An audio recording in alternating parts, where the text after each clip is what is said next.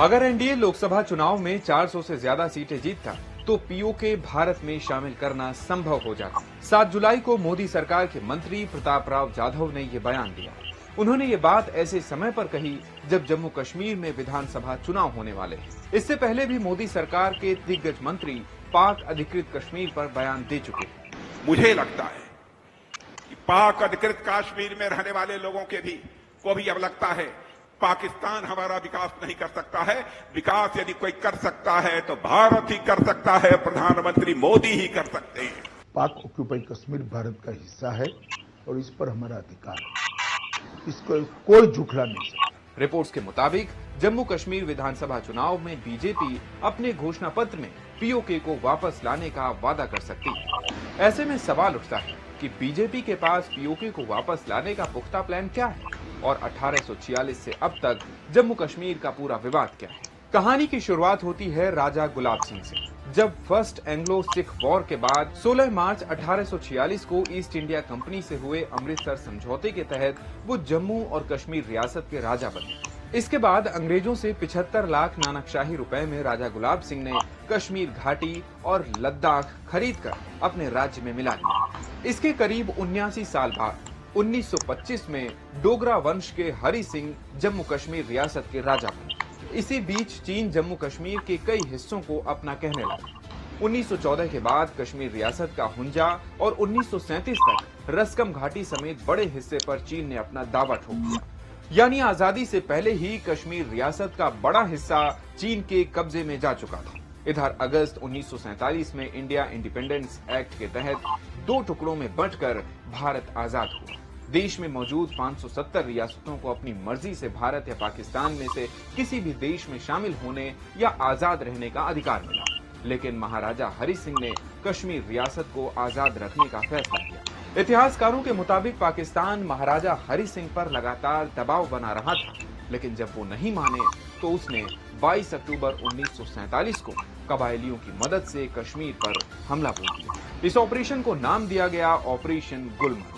पाकिस्तान ने हमले वाले दिन ही मुजफ्फराबाद पर कब्जा कर लिया और अगले 4 दिनों में कबायलियों ने उरी और बारामूला पर भी अपना झंडा गाड़ दिया। इतिहासकारों के मुताबिक इस हमले में बारामूला में करीब 11,000 लोगों की हत्या की।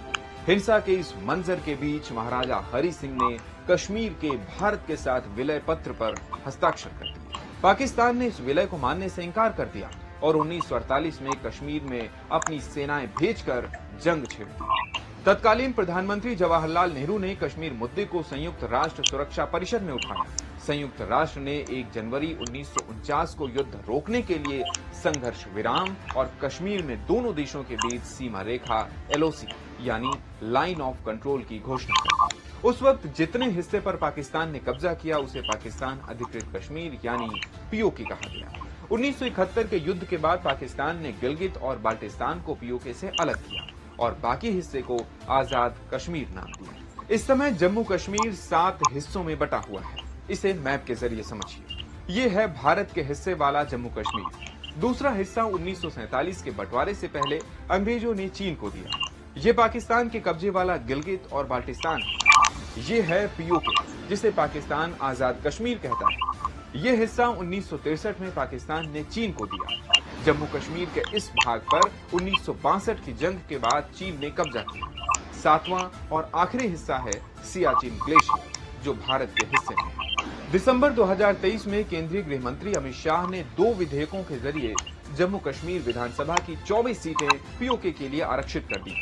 सरकार ने ऐसा करके बड़ा संदेश दिया है। अब सवाल उठता है कि पीओके को अगर बीजेपी अपने विधानसभा चुनाव की घोषणा पत्र में शामिल करती है तो इसके क्या मायने होंगे। इस पर पॉलिटिकल एक्सपर्ट रशीद किदवई कहते हैं। पीओके को घोषणा पत्र में शामिल कर बीजेपी ये मैसेज देना चाहती है कि पार्टी मजबूती से अपने एजेंडे पर आगे बढ़ रही है।